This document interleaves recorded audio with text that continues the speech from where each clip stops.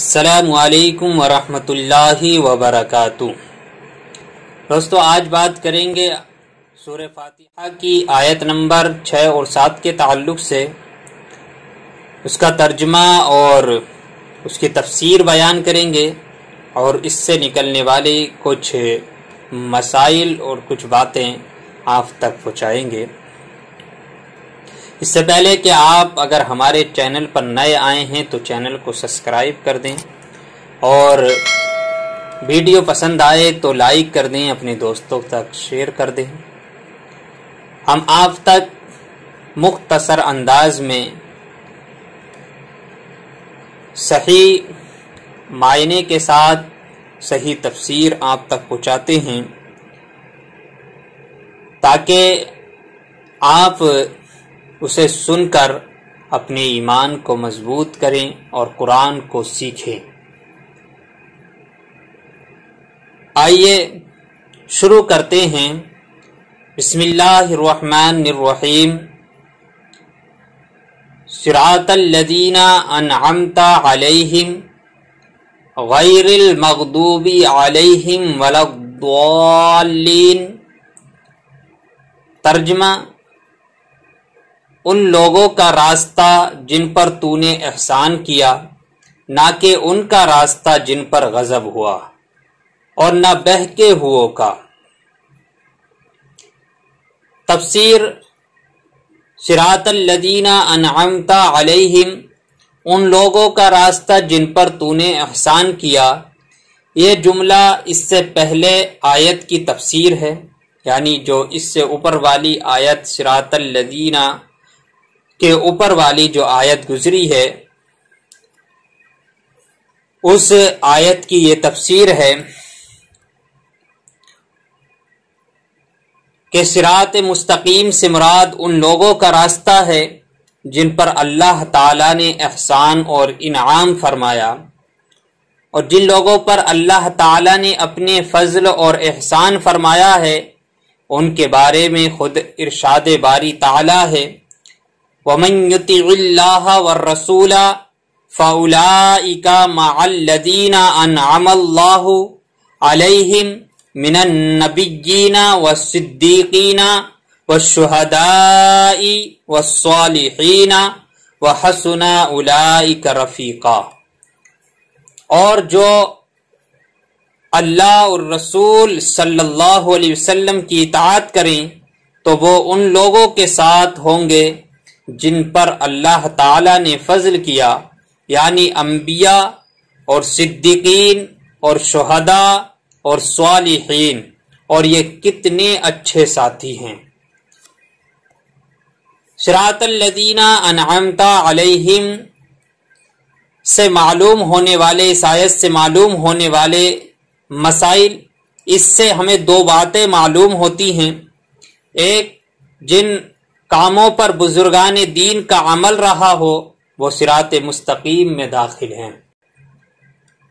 Number دو، امام فخر الدین رازی رحمت اللہ تعالی علیہ فرماتے ہیں کہ بعض مفسرین نے فرمایا کہ اہدنا الصراط المستقیم کے بعد صراط الذین انعمت علیہم کو ذکر کرنا اس بات کی دلیل ہے کہ مرید ہدایت اور مکاشفہ کے مقامات تک اسی صورت پہنچ سکتا ہے کہ جب وہ کسی ایسے کامل پیر کی پیروی کرے جو درست راستے کی طرف اس کی رہنمائی کرے، غلطیوں اور گمراہیوں کی جگہوں سے اسے بچائے، کیونکہ اکثر لوگوں پر نقص غالب ہے اور ان کی عقلیں حق کو سمجھنے، صحیح اور غلط میں امتیاز کرنے سے قاصر ہیں۔ تو ایک ایسے کامل شخص کا ہونا ضروری ہے کہ جس کی ناقص شخص پیروی کرے، یہاں تک کہ اس کامل شخص کی عقل کے نور سے اس ناقص شخص کی عقل بھی مضبوط ہو جائے، تو اس صورت میں وہ سعادتوں کے درجات اور کمالات کی بلندیوں تک پہنچ سکتا ہے۔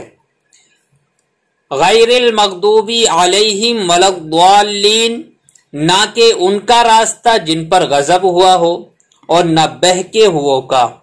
جن پر اللہ تعالی کا غضب ہوا ان سے مراد یہودی اور بہکے ہوئے سے مراد عیسائی ہیں۔ جیسے کہ سنن ترمذی جلد 4 صفحہ نمبر 444 پر حدیث نمبر 2964 میں ہے، اور امام فخر الدین رازی رحمت اللہ تعالی علیہ نے یہ بھی لکھا ہے کہ جن پر غضب ہوا ان سے مراد بد عمل لوگ ہیں، اور بہکے ہوئے سے مراد بد عقیدہ آج کل کے دیوبندی وہابی خارجی رافضی ہیں۔ ہر مسلمان کو چاہیے کہ وہ عقائد، اعمال، سیرت اور صورت ہر اعتبار سے یہودیوں، عیسائیوں اور تمام کفار سے الگ رہے، تمام بد عقیدہ لوگوں سے الگ رہے، اور نہ ان کے طور و طریقے اپنائے اور نہ ہی ان کے رسم و رواج اور فیشن اختیار کرے، اور ان کی دوستیوں اور صحبتوں سے دور رہتے ہوئے اپنے آپ کو قرآن و سنت کے سانچے میں ڈھالنے ہی میں اپنے لیے دونوں جہان کی سعادتیں تصور کرے۔ آیت وَلَضَّالِّينَ سے متعلق کچھ مسائل ہیں۔ بعض لوگ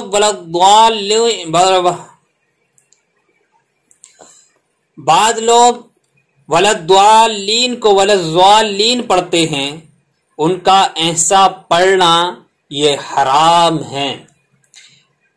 اعلی حضرت امام احمد رضا فاضل بریلوی علیہ رحمہ فرماتے ہیں کہ ضاد، ضا، ذا، زا سب حروف متباینہ متغایرہ یعنی ایک دوسرے سے جدا جدا حروف ہیں۔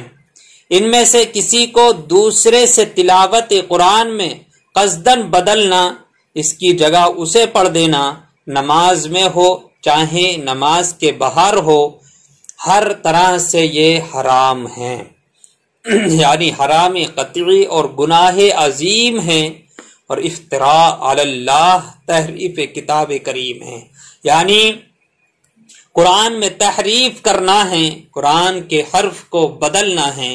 تو جو لوگ وَلَضَّالِّينَ کی جگہ وَلَضَّالِّينَ پڑھتے ہیں، ایسے لوگ قرآن کو بدلنے کی کوشش کرتے ہیں، حرف کو بدلنے کی کوشش کرتے ہیں، جو کہ سخت حرام ہے اور حرام قطعی ہے، اور اس طرح اگر کوئی پڑھتا ہے تو وہ حرام کرتا ہے، گناہ گار ہوتا ہے، بلکہ قرآن کو بدلنے والا بعض صورتوں میں اگر وہ اس کو بدلنے کی کوشش کرتا ہے تو وہ کافر بھی ہو جاتا ہے۔ اس مسئلے کے بارے میں وَلَضَّالِّينَ یعنی ضاد کے مسئلے کے بارے میں دلائل کے ساتھ اگر آپ جاننا چاہتے ہیں تو تفصیلی معلومات حاصل کرنے کے لیے آپ فتاوی رضویہ کی 6 جلد میں موجود ان رسالوں کا مطالعہ فرما سکتے ہیں۔ نمبر 1، دعات کی ادائیگی کا بہترین طریقہ۔ نمبر 2، دعات کی ادائیگی کے غلط اور صحیح طریقوں کا بیان۔ آمین، اس کا ایک معنی ہے اے اللہ تو قبول فرما، دوسرا معنی ہے اللہ تو ایسا ہی فرما۔ کیونکہ جب ہم الحمد شریف کو پورا کرتے ہیں، وَلَضَّالِّينَ جب پڑھتے ہیں تو اس کے بعد آمین کہتے ہیں۔ آمین چاہے نماز کے اندر ہم پڑھیں یا نماز کے باہر پڑھیں، الحمد شریف کے آخر پر آمین کہنا چاہیے۔ آمین سے متعلق کچھ شرعی مسائل ہیں۔ نمبر 1، یہ قرآن مجید کا کلمہ نہیں ہے، یعنی یہ نہ سمجھیں کہ یہ قرآن کریم کا کوئی لفظ ہے، کوئی کلمہ ہے، بلکہ یہ قرآن مجید کا کلمہ نہیں ہے۔ نمبر 2، نماز کے اندر اور نماز سے باہر جب بھی سورہ فاتحہ ختم کی جائے گی تو اس کے بعد آمین کہنا سنت ہے۔ نمبر 3، احناف کے نزدیک نماز میں آمین بلند آواز سے نہیں بلکہ آہستہ کہی جائے گی، یعنی امام اعظم ابو حنیفہ رضی اللہ تعالی عنہ کے نزدیک نماز میں آمین بلند آواز سے نہیں کہنا چاہیے بلکہ آہستہ کہنی چاہیے، اتنی آواز سے ہو کہ خود سن سکے۔ اللہ تعالی ہم سب کو ان باتوں پر عمل کرنے کی توفیق عطا فرمائے۔ مولا تعالی ہمیں نیک راہ پر چلنے کی توفیق عطا فرمائے، ان لوگوں کے راستے پر چلنے کی توفیق عطا فرمائے جس پر اللہ نے انعام فرمایا۔ آمین یا رب العالمین۔